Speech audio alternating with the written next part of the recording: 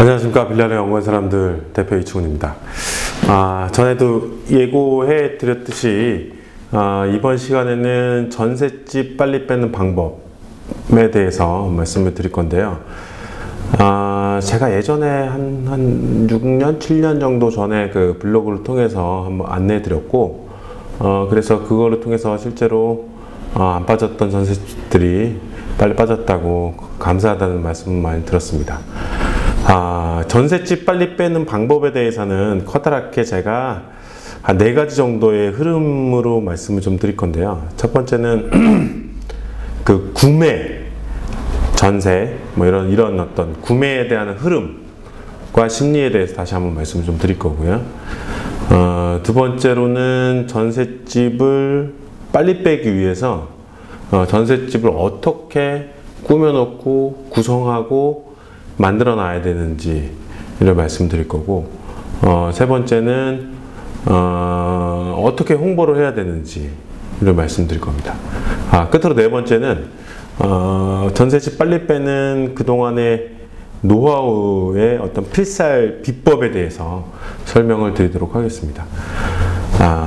여기서 제가 강의해 드리는 모든 내용은 실제로 제가 10여 년 동안 매년 저와 저희 직원들, 저희가 분양들 하는 현장 이런 거 포함해서 뭐 1000채에서 2000채 정도를 진행했던 내용을 바탕으로 말씀드리는 거고요. 실제로 실전에서 효과가 아주 뛰어납니다. 그래서 다만 많은 노력과 인내가 좀 필요하다는 점을 말씀 좀 드리도록 하겠습니다. 자, 그러면 첫 번째 흐름, 전셋집 빼는 흐름, 구매 흐름도 똑같은 건데요. 그 부분에서 말씀을 드리도록 하겠습니다. 저희가 전셋집을 구하시는 분 입장에서 한번 대보시자고요. 아니면 집을 구하시는 분 입장에서 한번 대보시면 한번 대보도록 하겠습니다. 자, 감정적 대 이성적. 첫 번째가 제가 말씀드리고 싶은 내용인데요. 그 감정적이고 충동적인 우리가 구매 행태가 있습니다. 뭐 전셋집도 구하는 것도 구매라는 어떤 가정하에 전셋집도 구하는 거니까요. 예. 하는 가정하에 뭐 어떤 구매를 할 때 저희가 일반적으로 감정적이고 충동적으로 구매를 하죠. 아니면 이성적이고 합리적으로 구매를 합니다. 여러분이라고 하면 어떤 거를 구매할 때 감정적이고 충동적으로 구매를 하시나요? 아니면 이성적이고 합리적으로 구매를 하시나요? 아무래도 영상을 보시는 대다수의 분들이 난 그래도 이성적이고 합리적으로 구매를 해, 그렇게 얘기를 하시잖아요. 하지만 여기에는 커다란 비밀이 하나 숨어져 있습니다. 제가 그동안에 뭐 10여 년 넘게 많은 것들을 매물들을 분석해 본 결과 거의 제 생각에는 거의 한 90% 정도가 금액이 낮아도 그러고요. 금액이 큰 1억짜리, 2억짜리도 3억짜리도 감정적이고 충동적으로 구매를 한다는 거죠. 네. 실제로 이랬습니다. 실제로. 그리고 제가 생각하기에는 이성적이고 합리적으로 구매하는 게 10%다 라는 거죠. 그런데 저는 이렇게 그동안에 많은 시간과 노력을 들여서 느꼈던 부분인데, 제가 개인적으로 존경하는 그 브라이언 트레이시 분이 계시는데요. 미국의 10대 동기부여 전문가인데, 그분은 어떻게 얘기했냐면, 저도 그 얘기 듣고 깜짝 놀랐습니다. 제가 이제 경험상 보니까 감정적으로 충동적으로 구매 많이 하더라. 뭐 1억, 2억, 3억짜리도 상관없이. 그런데 모든 구매는, 브라이언 트레이시가 어떻게 얘기했냐면, 모든 구매는 감정적이고 충동적으로 구매를 한다. 그리고 이성적이고 합리적으로 이유를 댄다 라고 말씀하셨습니다. 저도 그거를 듣고 처음에 깜짝 놀랐다가 잘 보니 실제로 그렇더란 얘기죠. 다시 한번 말씀을 드리면, 집을 사기 전에 여러분들께서 뭐부터 하냐면 예산을 세우고 지역을 선정하고 내가 원하는 평수와 어느 정도 구조와 그 출퇴근 거리라든지 다양한 관점에 있어서 계획을 세우게 되는 게 일반적인 거고요. 그래서 집을 보게 됩니다. 집을 보게 되는데, 그래서 결국은 선택하는 집이 그렇게 해서 선택할 수가 있는 경우가 흔치가 않아요. 흔치가 실제로는 하다 보면. 그러면 어떻게 하게 되냐면, 그렇게 이성적이고 합리적으로 내가 접근을 해서 시작을 하지만 사실은 어떤 집을, 전셋집이나 매매나 어떤 집을 사게 되냐면, 내가 꽂히는 집, 내가 반하는 집, 내가 역하고 가까운 집을 원했지만 사실은 내가 반하는 집이 역하고 5분 거리가 아니라 15분 거리, 마을버스 타고도 10분, 15분 가는 거리에 있는 집을 뭐 전세나 매매나 구매를 했다는 거예요. 그러면서 그분은 이렇게 얘기합니다. 이 집이 내가 바로 원했던 집이라고. 그러면서 내가 원했던 게 사실은 뭐 남양에다 뭐다 이건데 이 집이라고. 그런데 본인이 얘기했던 역세권은 그건 좀 감수할 수 있어요. 이 정도의 집이라면 감수할 수 있어요. 하면서 이유를 이렇게 딱 합리적인 이유들을 되게 되어 있어요. 모든 구매는 그렇게 되어 있죠. 이게 연애하고도 되게 비슷한 건데요. 남자분이나 여자분이나 본인이 이상형이 있을 거라는 거죠. 일반적으로. 그러면 그 이상형을 만나기를 원하고 그 이상형과 교제를 한다든지 결혼하기를 원하지만, 사실은 우리가 만나는 사람이나 뭐 결혼한 배우자들은 이상형과 먼 경우가 많고요. 저희가 결국적으로 만나면서 첫눈에 반했던지 있으면서 내가 마음을 열고 반하게 됐던지 그런 어떤 경우가 많게 된다는 거죠. 그러니까 거기의 핵심은 반한다는 거예요. 반한다는 거. 반하고 나서 내가 선택을 하고 구매를 한다든지 결정을 내린다는 거죠. 그래서 핵심을 알고 있어야 됩니다. 구매에 대한 흐름, 뭐 전셋집도 똑같이 흐름을 알고 있어야 된다는 거죠. 자,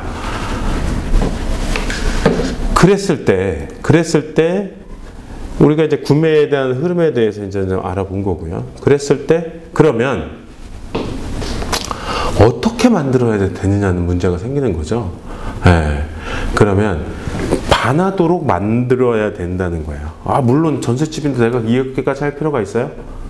근데 지금은 있습니다. 왜냐면 2018년 4월에 들어서면서 매매가가 조금씩 떨어지고 있고요. 그 매매가가 떨어졌던 이 물량들이 못 이겨서 전세를 또 가고 있어요. 또 전세를 가다 보니까 전세가 매물이 또 많아집니다. 또 전세 매물 많아지면 어떻게 되냐면 내놓으시는 분이 맞는 거죠. 전세 매물이 많아지다 보면 전세 가격이 조금씩 하락하고 있다는 거죠. 그러면 내가 전세집을 살고 있는데 이거를 빼려고 하면 문제가 생깁니다. 뭐냐면 이 많은 물량 중에 내게 나가야 되는 거니까 더욱더 그러려고 그러면 좀 더 빨리 빼든지 아니면 내가 원하는 금액을 받아서 빼든지 하는 상황들이 놓이게 되는 거죠. 그러면 제가 첫 번째 얘기했듯이 구매에 대한 흐름, 전세도 똑같은 구매에 대한 흐름에 대해서 말씀드렸고요. 그래서 모든 구매는 이성적이고 합리적인 구매가 아니라 감성적이고 충동적인 구매가 이루어지고 그거를 이성적이고 합리적인 이유로 된다 라는 걸 정확하게 인지를 하셨고요. 첫 번째 제가 말씀드린 거예요. 두 번째는 그러면 이 집을 어떻게 꾸미느냐에 대해서 정확하게 아셔야 된다는 겁니다. 자, 어떻게 꾸밀까요? 집을. 고객이, 그러니까 소비자가 아니면 뭐 실수요자가 전셋집 구하시는 분이 되셔야 되는 거예요. 내가 어떤 집을 선택을 할까라는 거죠. 어떤 거에 반하는지. 첫 번째는 크게 보여줘야 된다는 거예요. 크게. 그러니까 공간을 가장 넓게 보일 수 있는 게 제일 좋습니다. 이것도 구매도 똑같고요. 공간을 넓게 보이는 거죠. 그러면 공간을 넓게 보이는 것은 어떤 것일까요? 여러분들 거실을 보면 뭐 다양하게 잡다하게 깔끔하게 있는 분도 있겠지만 다양하게 뭐 잡다한 것들이 막 많이 놓여 있죠. 그래서 이 가구라든지 기본적으로 인테리어 된 상태에서 기본적인 가구 세팅만 있으면 공간이 가장 크게 보이는 구조입니다. 그런데 거기다가 TV 다이에도 뭐 다양한 인형부터 액자부터 사진부터 이렇게 여러 가지 좀 펼쳐 있고 뭐 다양한 어떤 집안에 지저분한 것들이 많이 있을 수 있을 거예요. 그런 것들을 싹 없애주는 거예요. 기본적인 베이스되는 어떤 가구를 제외한 나머지 것들은 최대한 없애서 해주는 거예요. 그래서 제가 서두에 말씀드렸듯이 많은 노력이 좀 필요합니다. 그래서 넓게 보이기 위해서는 거실, 뭐 화장실 같은 거 다 정리해야 되고요. 그리고 방 깔끔하게 다 책상이라든지 이런 것들도 다 깔끔하게 다 치워놔야 되는 거고, 공간에 이렇게 생각하시면 돼요. 쉽게 여러분들이 보는 아파트나 뭐 신축 빌라나 기타 등등의 어떤 그 주택에 대해서 모델하우스를 갖다고 생각해 주세요. 이제부터 노력하셔야 됩니다. 정리도 하셔야 되고 청소도 하셔야 되는 거예요. 그게 크게 보이는, 공간을 확장해 보이는 첫 번째 요소입니다. 자, 두 번째. 두 번째는 조명입니다. 조명. 조명을 좀 밝게 켜놓으셔야 되는 거예요. 만약에 조명이 간접 조명도 있고 메인 조명도 있고, 또 하나는 여러분들 뭐 스탠드라든지 여러 가지 조명들이 있을 거예요. 근데 만약에 우리 집이 기본적으로 나대주 좀 어둡다고 하면 부동산에서 손님을 데리고 왔어요. 그러고 나서 센스 있는 부동산 같은 경우에는 문 열자마자 좀 이따 들어오세요 손님 하고 나서 본인이 불을 켜놓는 경우가 있는데, 만약에 내가 전셋집을 내놓는다고 하면 저는 아침에 출근할 때부터 뭐 전기세가 좀 들겠지만 집에 불들을 다 켜놓고 가도록 할 거예요. 왜냐하면 집안이 좀 껌껌한 거예요. 같이 들어왔는데 손님하고 부동산하고, 그랬을 때는 첫 인상이 좀 안 좋아지고 넓어 보이는 맛도 없고, 그러고 나서 다시 불 탁 켜니까 그렇다고 불이 전체가 켜지는 것도 아니고, 그래서 인식이 좀 안 좋아지는 거죠. 이것도 똑같습니다. 여러분 모델하우스 가보시면 기본적으로 모든 조명에다가 전지 조명까지 막 이렇게 좀 때려 놓거든요. 그게 집을 더 환하게 보이면서 커 보이고 더 이뻐 보이게 하는 요소예요. 그렇게 하려고 하면 조명을 켜놓고 가시라는 말씀을 좀 드린 거고요. 만약에 정 그럴 수 없다고 하면 내가 매물을 내놓을 때마다 저희 집 들어올 때마다 조명 꼭 켜주세요 이렇게 얘기를 해 놓으시고, 물론 센스 있으면 알아서 하시는데 그렇게 안 될 경우에는 그렇게 좀 해주시고, 그런데 그럼에도 불구하고 집이 좀 어둡다고 하면 기본적으로 전셋집 내놓는다고 하면 켜놓으시고 좀 그 기간 안에 전기세가 좀 나가더라도 켜놓으시고 다니는 게 좋습니다. 두 번째는 밝게 해달라는 거죠. 밝게. 세 번째는 지금 저희가 하는 이런 일들이 뭐냐면, 결국은 고객이 반하게 한다는 건 오감을 만족시킨다는 거예요. 시각도 만족시키고요, 후각도 만족시키고, 미각은 없겠네요. 그리고 우리가 드릴 수 있는 뭐 모델하우스나 이런 데 가서 음악까지 좀 틀어주고 뭐 하는 부분인데, 이번에 제가 말씀드릴 거는 후각적인 면인데요. 특히 현관입구도 물론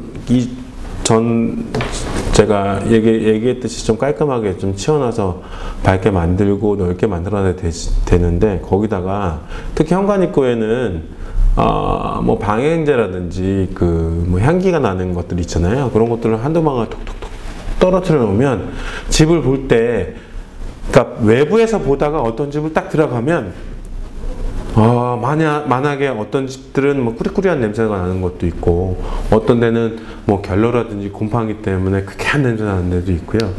그리고 어떤 집들은 그냥 노멀한 냄새 나든지 아니면 지금 음식 냄새가 나는 경우들이 많이 있어요.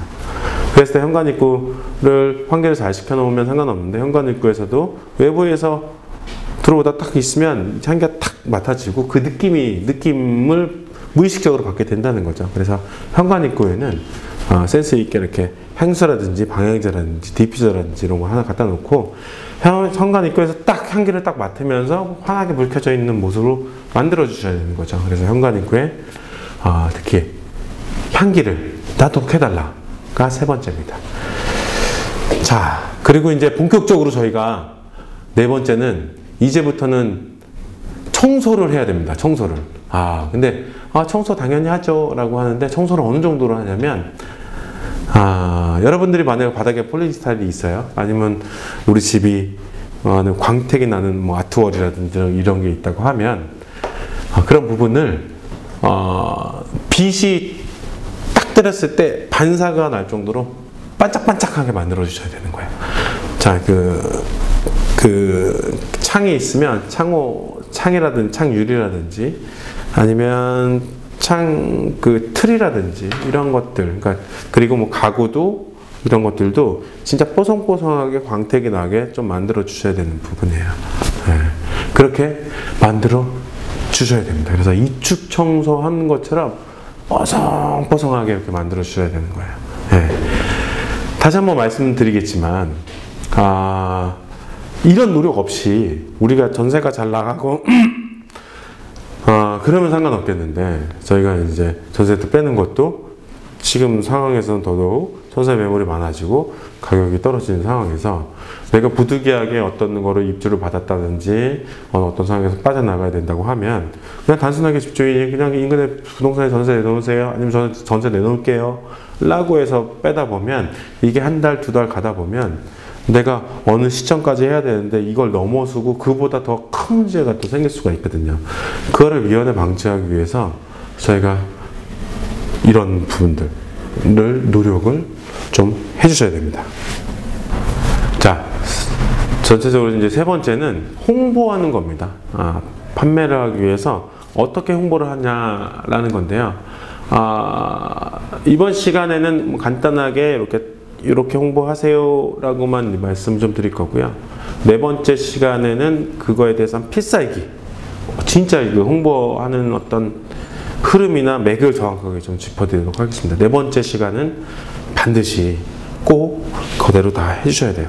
만약에 우리가 첫 번째를 이해했고, 두 번째도 이해했고, 세 번째도 집도 이쁘게 만들었어요. 그래서 두 번째까지 이쁘게 만들고 세 번째에 이렇게 홍보까지 했어요. 그래서 나가면 상관없는데, 그래도 만약에 안 나간다 그러면 마지막에 네 번째 홍보하는 필살기 비법을 갖고 많은 곳에 또 홍보를 해야 됩니다. 다시 한번 말씀드리면, 이번에 이제 세 번째 시간에는 그냥 판매 홍보에 대해서 간략하게 핵심적인 것만 말씀 좀 드리도록 할게요. 전셋집 홍보는 우리가 일반적으로 다 부동산에서 하잖아요. 그랬을 때 첫 번째로 제가 말씀드리고 있는 팁은, 큰 길가에 있는 부동산에 전부 다 내놔라는 겁니다. 전부 다. 자, 우리 집 근처에 큰 길가가 있어요. 그러면 거기다가 내놓습니다. 그런데 큰 길가에 있는 부동산이 하나 있어요. 하나만 내놓고 저희는 딱 들어옵니다. 그러면 안 돼요. 큰 길가에 있는 부동산이 사거리면 이쪽에도 3개가 있으면 3개 다 내놓고요. 이쪽 길 건너도 3개가 있으면 내놓고, 요게 사방팔방으로 부동산에 있는 곳에, 큰 길가에 있는 부동산에 다 내놓으셔야 돼요. 다.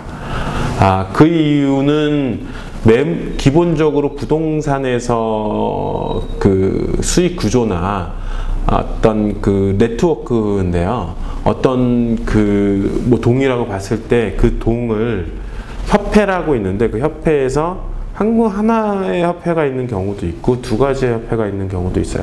그러니까 매물의 공유를 한 군데만 받아서 그 있는 모든 데서 할 수도 있고, 아니면 협회가 두 군데나 뭐 다양한 군데 가입 안 하는 협회도 있고, 그랬을 때 보면 부동산에 내놨을 때 저희만 내놓으면 다 됩니다 라고 하는데, 사실 다 되지가 않아요.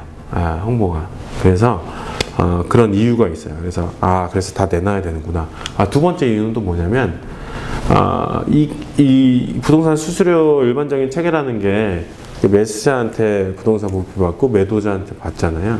그럼 매물을 받은 부동산에서는 본인이 매물부터 누군가 전세 손님이 오면 팔라고 하는 거죠. 이렇게 안내해 주는 거죠.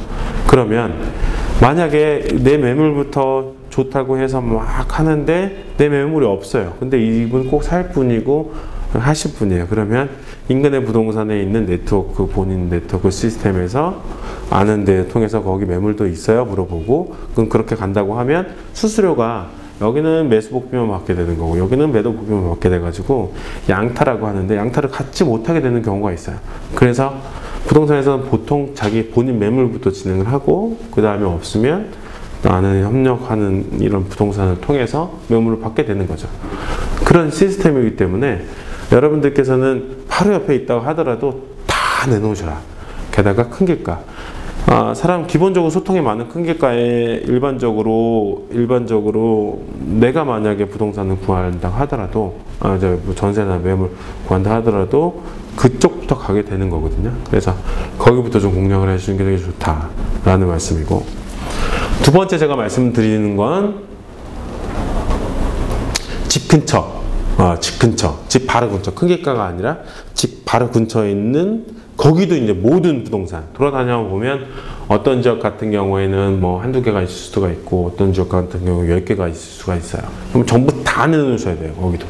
거기도 전부 다 내놓으셔야 됩니다. 그렇게 해서 첫 번째 얘기했던 큰 길가도 다 내놓으시고 주위에 있는 부동산에도 다 내놓으세요. 그게 저희가 일반적으로 전셋집 매물 내놨어요 하면 어떤 현상이 있냐면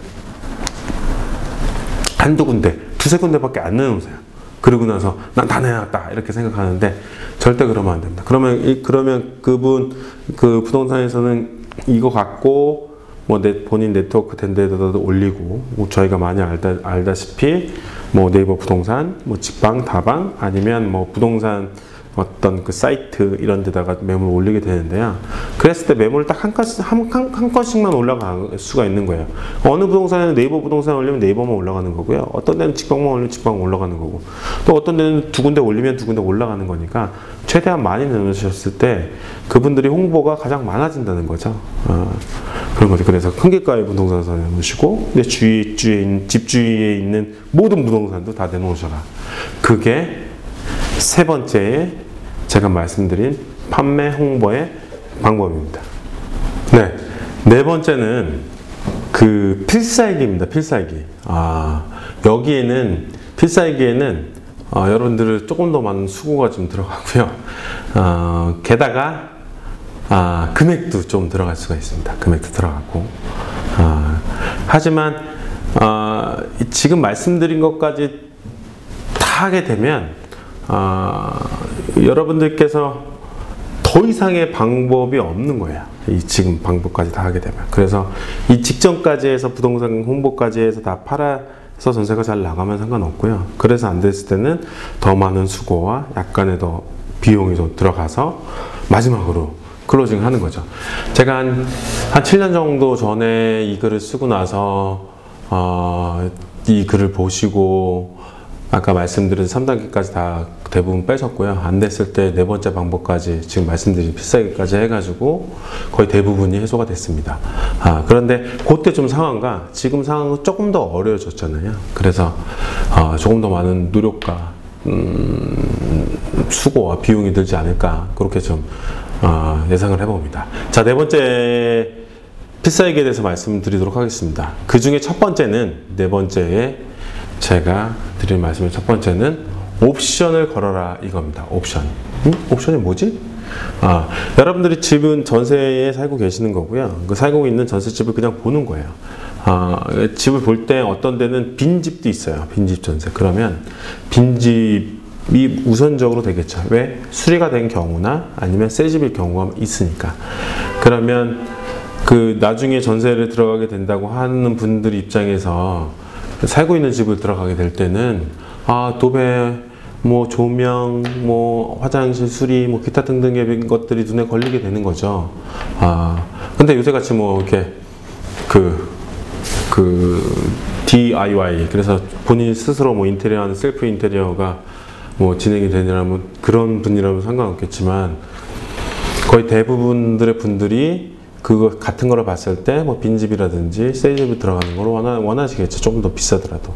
그래서 옵션을 걸으라는 거예요. 그래서 사전에 주인분한테 내가 옵션을 걸 수 없는 상황이 대부분이기 때문에 얻어내야 되는 거죠. 그래서 새롭게 전세를 빼는데 여기는 도배 장판은 좀 해주셔야 됩니다 라고 얘기하고, 저희 집 이런 수리가 있으니까 이것도 새로운 들어온 분이 있으면 고쳐주셔야 됩니다 라는 것들에 대한 옵션을 승낙을 받아 놓으셔야 되는 거예요. 네.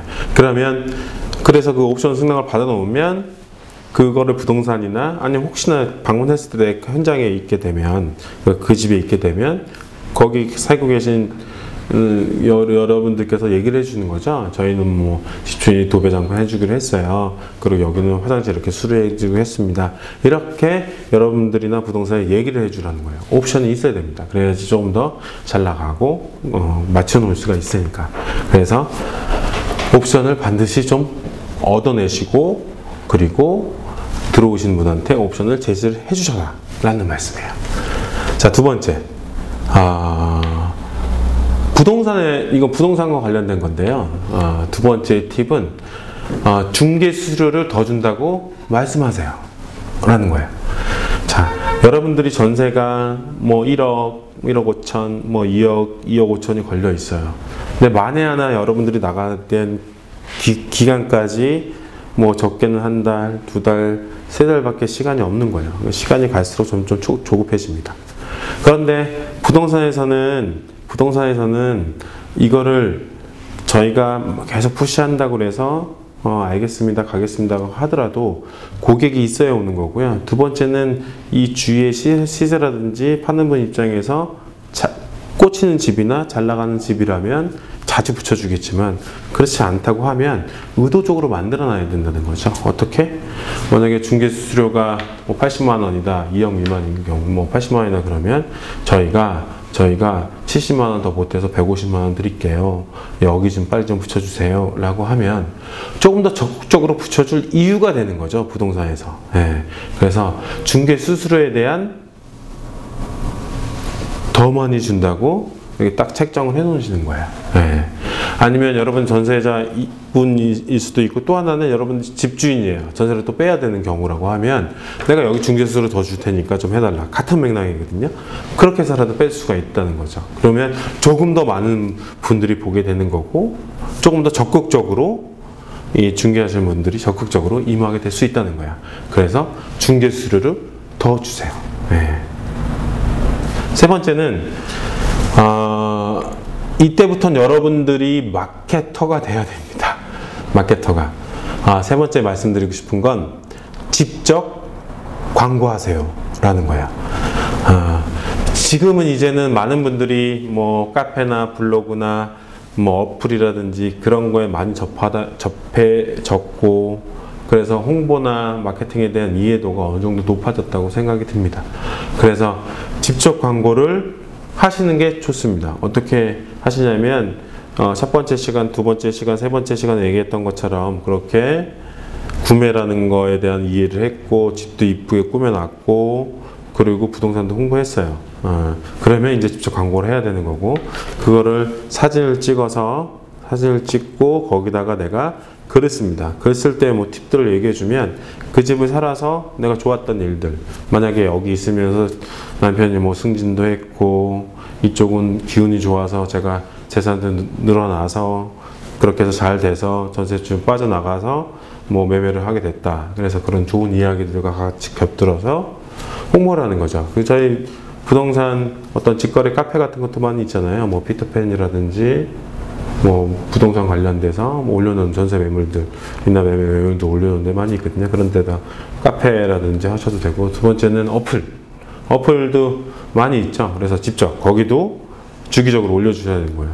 부동산에 한번 맡겨놓고 차일피일 기다리면 이게 매물이라는 게 한번 딱 올라갔다가 다른 매물들이 있으면 점점 떨어집니다. 그럴 때 여러분들이 직접 홍보하는 매물이 있으면 또 다시 또 위로 올라가게 되고, 그래서 주기적으로 여러분들도 광고 홍보를 해주셔야 되는 거죠. 그래서 최대한 많이 해서, 예전 같은 경우에는 그래서 직접적으로 부동산뿐만 아니라 저도 그런 경우가 있어서 했는데, 직접 바로 제가 올린 매물을 보고 바로 다이렉트로 와서 하는 경우가 많이 좀 생깁니다. 실제로요. 네. 그랬을 때 만약에 이제 그분이 마음에 든다고 했을 때 뭐 부동산이 필요하다고 하면 부동산 가서 이거 대필 좀 해주세요 라고 해서 작성해서 하셔도 되고요. 그런 부분이 있다면 여러분들이 직접 마케터가 되셔가지고 직접 홍보하는 게 마지막 방법입니다.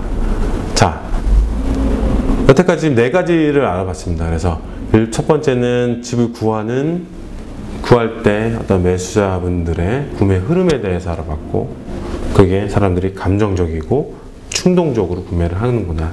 그리고 합리적이고 이성적으로 이해를 되는구나를 이해했죠. 그러면 감정적이고 충동적으로 구매하는 것을 이해를 했으니 우리 집을 좀 더 크게, 밝게, 또 향기나게 그렇게 다시 꾸며 놓아야 되는 거죠. 그래야지 내가 이 집 정말 마음에 들어 라는 걸 만들어 주시는 거고요. 세 번째는 부동산에 홍보를 하는 거죠. 그래서 풍길가의 부동산, 모든 부동산 홍보하고 우리 집 주위에 있는 모든 부동산을 다 홍보를 하는 거고, 그래도 안 되면 네 번째로는 여러분들이 집에 대한 옵션을 조금 더 이렇게, 저희는 이렇게 수리를 해주고 이렇게 해줍니다 라고 얘기해주고, 뭐 중개하신 분들한테 수수료를 더 준다고 해서 적극적으로 좀 참여하게 만들고, 게다가 그래서 안 되니까 내가 직접 다양한 그 온라인 부동산 채널들이 있거든요. 그런 데다가 직접 홍보를 하게 되고, 그렇게 한다고 하면 여러분 집은 반드시 빠질 수 있습니다. 근데 다만 이런 경우가 또 그 기타 등등의 또 경우들도 있는데, 만약에 이렇게 돼서도 안 나간다고 하면 제가 생각해 모든 거는 가격이에요. 가격. 결국적으로는 들어오시는 분이 아무리 이쁘게 꾸며놨고 했는데 뭐에 걸리냐면 금액에 걸리는 부분이죠. 금액에. 그렇다고 하면 그때는 시장이라는 거는 이렇습니다. 매수자분과 매도자분의 거래된 이 딱 금액이 가격인데, 이 가격이 제가 말씀드린 부분까지 해도 안 된다고 하면 시세가 높은 거예요. 시세가 높은 거.